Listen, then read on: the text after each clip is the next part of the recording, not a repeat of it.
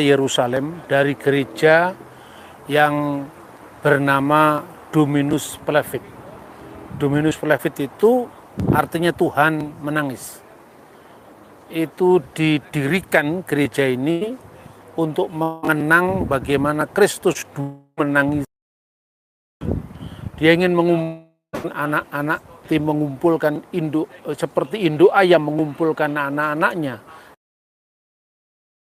Jadi betapa sulitnya menyatukan perbedaan ya. Makanya salah satu doa Kristus yang terkenal itu yang sering disebut ut omnes unum sin, agar mereka semua menjadi satu. Barangkali kalau ada di tengah-tengah kota Yerusalem, mungkin dia akan menangisi peperangan yang tidak kunjung selesai, konflik yang dihidup-hidupkan karena agama. Karena kalau Bapak Ibu lihat yang dinamakan kompleks So, di mana di situ ada dua masjid yang didirikan oleh Khalifah Abdul Malik bin Marwan tahun 692, dan satunya Masjidil Aqsa yang didirikan lebih kemudian oleh putranya namanya Khalifah Walid bin Abdul Malik bin Marwan pada tahun 715. Di tempat itu pula dulu orang Yahudi memiliki apa yang dinamakan Bet HaMikdas, rumah suci, yaitu Baitul Maqdis. Nah, sehingga ini kota suci tiga agama. Satu hal yang mungkin aneh bagi malahan orang yang tidak beragama ya, di mana dia memiliki harapan kepada prinsip-prinsip yang diagungkan bersama. Tapi kenapa justru agama dijadikan sumber pertengkaran? Beda ya bedalah, tapi kenapa beda itu diruncing-runcingkan bahkan untuk menghabisi pihak yang berbeda. Nah, selama 2 hari saya menemani Bapak Ibu Saudara di Tanah Suci, khususnya di Yerusalem. Tadi ada pertanyaan-pertanyaan yang berkembang, namun supaya teman-teman di Indonesia juga ikut untuk mengikuti tema ini yang menarik ini, maka silakan dipertanyakan kembali supaya kita bisa live streaming dan teman-teman kita di Indonesia bisa mengikuti bahkan merasakan apa yang kita rasakan dalam peziarahan kita di Kota Suci. Silakan, siapa? Saya bisa. Oh, silakan Pak Pendit. Terima kasih Pak Bambang, selamat siang semuanya. Selamat siang. Saya melihat, kami melihat bahwa dinamika yang terjadi di masyarakat, ada upaya-upaya penolakan yang terjadi dari kelompok-kelompok tertentu sehubungan dengan rencana akan menghadirkan atau mengundang Zakir Naik ke Indonesia. Sebetulnya apa yang terjadi sih Pak? Apa ada hal yang bahaya atas rencana ini Pak? Ya, terima kasih. Ya, Zakir Naik itu adalah seorang dai atau pengkhotbah Muslim kontroversial, di mana di India sendiri ditolak jadi buron, di Malaysia sudah dilarang. Kenapa di Indonesia malah mau diundang? Nah, kita ini aneh ya. Itu yang pertama. Kedua, kemarin membaca ada satu ormas di Jawa Timur, namanya itu adalah PNIB. Jadi kalau tidak salah itu Persatuan Nasional Indonesia Bersatu. Nah, ini ada tokohnya namanya Gus Wal. Itu mengklasifikasikan bahwa kelompok ini sesungguhnya adalah kelompok yang di Islam sendiri dianggap kelompok ekstrim. Artinya para pendukung Zakir Naik dan Zakir Naik sendiri itu kelompok Wahabi, Salafi, bahkan takfiri. Takfiri itu mengkafirkan sesama Muslim. Apalagi kita orang Kristen, gitu. Makanya harga terlalu tinggi untuk merajut keindonesiaan kita yang susah payah dibangun oleh para founding fathers, di mana kita punya Pancasila, Roman Muka kebangsaan itu Bhinneka Tunggal Ika, itu living reality kita. Tidak bisa dirusak karena orang-orang yang anti keberagaman hanya menajam-najamkan perbedaan. Nah, itulah kira-kira pendapat beberapa teman muslim moderat tentang kelompok ini. Jadi kita orang Kristen pun juga jangan mudah mengatakan Zakir naik itu karena agamanya Islam, selalu menyerang kekristenan, lalu kita terpancing Kristen menghadapi Islam, front Kristen, front Islam. Enggak seperti itu pola pikir kita. Dalam setiap agama selalu ada kelompok yang ekstrim. Nah, karena itu apa yang terbesit di pikiran saya tadi, saya mengatakan jangan Syriakan Indonesia. Bapak Ibu, saya ini saksi ya, sebelum tahun 2000, kira-kira tahun 99, tahun 96, waktu saya masih muda sekali, saya pernah ke Syria dan beberapa lama saya tinggal ya di sebuah biara dan saya belajar tentang bagaimana hubungan masyarakat di Syria. Saya tinggal pernah di Damaskus, nginap di sebuah hotel kecil, Hotel Fursan, Funduk Fursan. Kenapa tinggal di hotel kecil? Karena saya nggak punya duit, namanya mahasiswa ya kan. Saya tinggal di sana. Kalau malam saya turun ke jalan, ya jalanan rame itu di kota Damaskus, namanya Bab Toma. Di situ ada satu seminari gereja ortodok namanya Bab Toma Syriac Theological Seminary. Nah, disitulah bahasa yang dipakai itu bahasa Aramaik.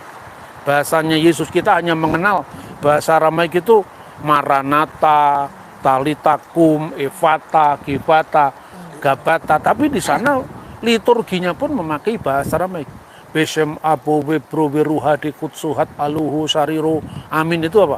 Bismillahirrahmanirrahim warahil kudus al-ilahil waqib amin. Sampai hari ini ada dua kota namanya Maklulat dan Saidna, yaitu 100% Kristen dan masih menggunakan bahasa Aramaik plus bahasa Arab tentu sehari-hari. Saya pernah tinggal di sebuah biara Abuna Daniel waktu itu ya. Saya turun ke bawah itu karena pada masa puasa. Ya namanya perut Protestan nggak pernah puasa ya. Waktu itu semua puasa, nggak ada yang makan daging. Saya turun ke Damaskus. Setelah tiba di kota, saya habiskan itu ayam itu 2 pot. Muda masih kuat lah gitu ya. Tapi artinya setelah itu saya turun setiap malam, minum kopi, ngobrol-ngobrol sama sekitarnya, damai sekali. Nah sekarang setelah diadu domba persoalan agama antara Syiah dan Sunni, antara ormas-ormas Islam sendiri, apa dampaknya sekarang? Syria pecah dan sekarang menjadi negara mati yang tidak pernah dikunjungi siapapun. Saya curiga karena Syria dulu itu menjadi kacau itu karena pertama debat-debat agama seperti ini. Hanya persoalan misalnya khilafiyah antara sesama muslim saja, mereka bisa bertengkar tajam karena ada dalangnya. Saya takutnya, ini ketakutan sebagai anak bangsa ya. Ini kan menjelang pelantikan presiden, ya bulan Oktober kalau tidak salah. Nah, Agustus dan September itu Zakir Naik katanya mau diundang ke Indonesia sehingga PNIB itu keberatan. Hadir ini justru sebetulnya supaya terjadi kegaduhan. Sebab apa? Kalau orang Kristen itu diserang tuh mungkin jawab.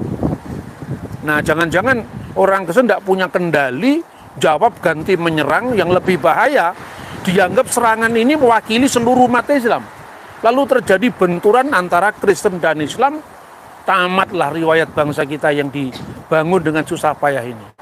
Saya peringatkan teman-teman Kristen, sekalipun mungkin kita diserang, kita disalahpahami, ya kita jawab apa ya, santai-santai aja lah, nggak usah harus menang kalah kita kekhawatiran saya. Moga-moga ini tidak menjadi kenyataan, tapi kalau menjadi kenyataan ya tidak ada penyesalan yang ada di depan, selalu di belakang kan penyesalan. Itu saya. Nah, silakan Pak Im. Ya Buna, saya pernah mendengar kalau Zakir Naik itu pernah menantang Sri Paus untuk berdebat. Ini kira-kira apa yang menjadi tema yang mau diperdebatkan? Ya namanya juga Zakir Naik ya. Dia tidak akan menjadi go internasional kalau tidak nantangi orang. Yang ditantang Paus. Jadi yang ditantang itu yang lain mungkin ya beda. Nah temanya apa? Temanya itu juga lah. Kira-kira misalnya soal di mana Yesus pernah mengatakan akulah Allah, sembahlah aku misalnya. Nah, metode itu sebetulnya keliru. Karena apa? Kalau Yesus tidak mengatakan akulah Allah, itu kan kalimat yang bersifat sembahlah aku itu verbal langsung. Tapi ketika Thomas melihat bukti kitanya dan dia mengatakan Tuhanku dan Allahku, my Lord and kuriosmo ke uteosmo, Yesus menerima penyembahan itu. Jadi janganlah kita mengukur agama orang lain dari ukuran kita atau ukuran kita. Misalnya kalau di Islam Nabi dan Rasul, Nabi orang menerima wahyu tidak wajib kepada umatnya. Rasul menerima wahyu wajib menyampaikan kepada umatnya. Di Kristen ini tidak ada yang seperti itu. Kita menyebut Rasul itu bukan Nabi. Rasul itu utusan kongregasi, skenim. Itu yang kemudian menjadi polanya Israel. Karena Israel jumlah 12, maka para utusan kongregasi jumlahnya 12. Muridnya Yesus juga 12. Israel memiliki para tua-tua jumlahnya 70, di bawah itu ada murid yang jumlahnya 70. Inilah Rasul. Lah ketika Rasul itu dipahami dalam makna Islam, Paulus kok Rasul, Matius kok Rasul. Lah definisinya aja belum sama kok mau berdebat. Apa yang diperdebatkan? Jadi lewat kota suci Yerusalem, di mana panorama ini menyimpulkan kebersatuan dari tiga pihak yang berbeda, Yahudi, Kristen, dan Islam, dan spirit bagaimana Kristus menangisi Yerusalem untuk menyatukan anak-anak Yerusalem. Spirit itu pula yang kita bawa ke Indonesia. Ut omnes unum sin, agar semuanya menjadi satu. Kita memang berbeda-beda, tapi kita harus bisa bersama-sama. Dari kota suci Yerusalem, saya mengucapkan Shalom Yerusalem. Berdoalah untuk sejahteranya kota Yerusalem. Shalom. Shalom. Terima kasih, Abu. Maaf, Bapak Ibu, kita